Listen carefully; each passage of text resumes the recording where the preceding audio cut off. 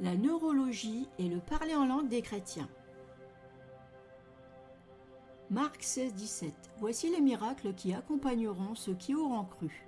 En mon nom, ils chasseront des démons, ils parleront de nouvelles langues. Mais il y a aussi plein d'autres versets qui témoignent du parler en langue.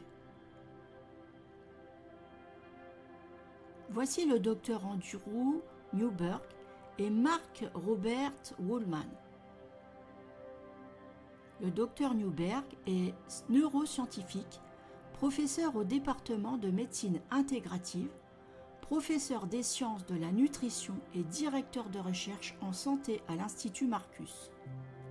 Waldman est chercheur en neurosciences à l'Université de Pennsylvanie. C'est leur dernier ouvrage. Le docteur Newberg a réalisé une batterie de tests sur le cerveau d'un pasteur qui parle dans sa langue habituelle. Ensuite, il a demandé au pasteur Jerry de parler en langue.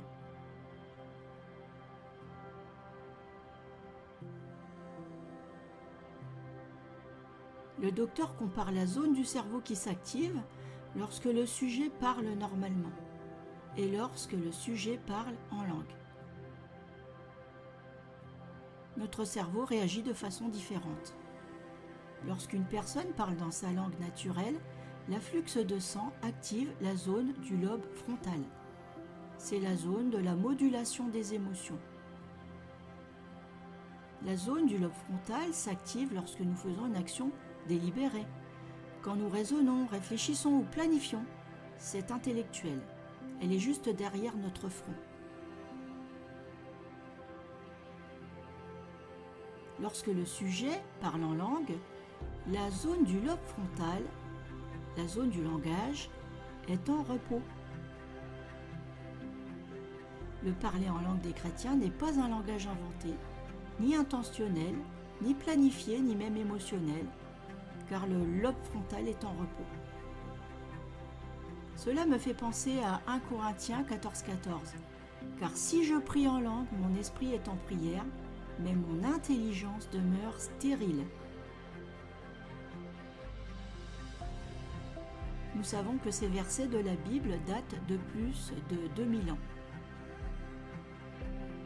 À cette époque lointaine, pas de neurosciences, pas de technologie, juste des révélations de Dieu.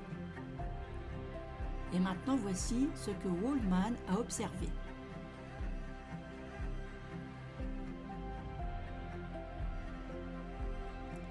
Il dit que lorsque nous pensons à Dieu, cela fait grandir les dendrites, une partie importante du cerveau.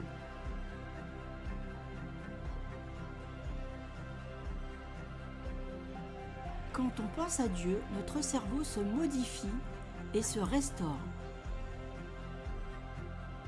Notre cerveau aime les pensées de compassion, de paix, d'amour, il est en bonne santé.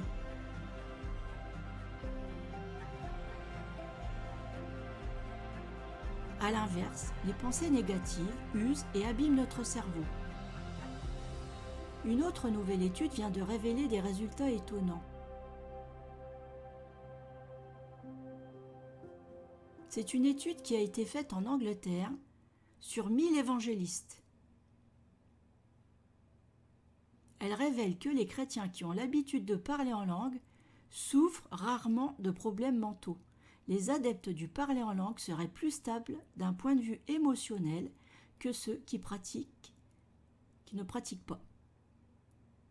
Cela me fait penser à 1 Corinthiens 14, 4. Celui qui parle en langue s'édifie lui-même. Voilà, c'est fini. Si ça vous a plu, abonnez-vous et à bientôt. Au revoir.